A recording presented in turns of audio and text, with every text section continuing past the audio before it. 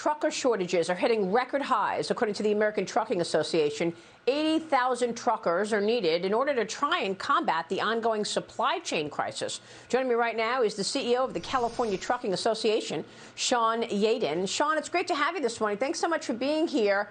What's going on? Well, thank you. It's great to be with you, Maria. You know, the trucking industry has historically faced a driver shortage, and that certainly is in place today.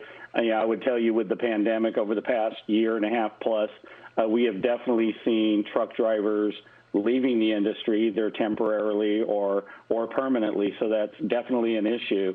And quite frankly, we're seeing a worker shortage all the way through the supply chain. So not limited to trucking, certainly across the board, there is a worker shortage. So it's kind of the perfect storm right now with these record, ships coming into the ports in LA and Long Beach, record volumes and really worker shortages and problems really throughout the chain that we're trying to address.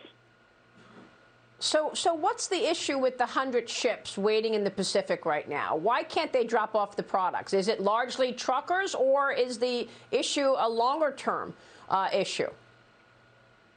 I would say it's a little bit of everything. We definitely have trucks calling upon the ports. The one thing I talk about is really the solution overall has to be from every stakeholder in the supply chain. So whether we're talking about the steamship lines, as you're talking about, the ships out there at anchor, the port terminal operators, the on-dock labor, certainly that goes through into trucking, warehouses and distribution centers, as well as rail. All of those players really have to be synchronized, and we really need to see an optimization and efficiency step up in order to really get the flow moving smoothly.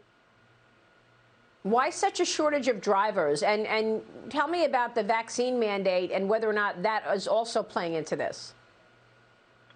Well, I think there are several factors on the driver shortage side. Certainly, we have an aging driver population. We've got over 57% of the truckers right now are over the age of 45. A smaller percentage, but a significant percentage that are over the age of 55. So we're definitely seeing some exits there. And again, the pandemic certainly hasn't helped. When you talk about a vaccine mandate, that type of thing, I would say that's definitely challenging for trucking. I would say over the past year and a half, you've seen the trucking industry really perform greatly, in the face of the pandemic. And if you think about it, the truck driver is in a very unique work environment, right? They're alone in the cab of a truck. There's not significant interaction or up-close interaction with people. So the truck drivers have done a great job of staying healthy. They can continue to do that. And I think to the extent if there is within a vaccine mandate, if there is a testing requirement as well, think about it this way. There are hundreds of thousands of truck drivers on the move every day around the country. So, even a testing type of component would certainly be a challenge for the industry. Sure. Well, we thank all of the truckers for their hard work. Let me bring in Tammy Bruce. She's with us this morning. Tammy, go ahead. Well, good morning. Yes, we enjoy what truckers do, and it's also very anonymous in a certain way. We know it's not leprechauns that bring all of the stuff we enjoy in the stores to the supermarkets. It's overnight drivers. It's these Americans who make everything happen that we enjoy during the day. At the same time, you have Transportation Secretary Pete Buttigieg saying that the Biden administration might look into lightening up the regulations when it comes to the pandemic for truckers, just to help with the bottleneck. We've known this has been coming. The trucking industry was short by, what was it, maybe 70, 80,000 drivers pre-pandemic. We've known this has had to happen. Even the ports, sir, we're going to ramp up, we're going to work 24/7. That's going to take months. What are you doing, or what do you know that the trucking industry is doing to insist that this change, that the government has to act more quickly? Well, I think you bring up some great points, and from trucking standpoint, and I can speak for California, the one thing we've talked about is, we need regulatory relief right now.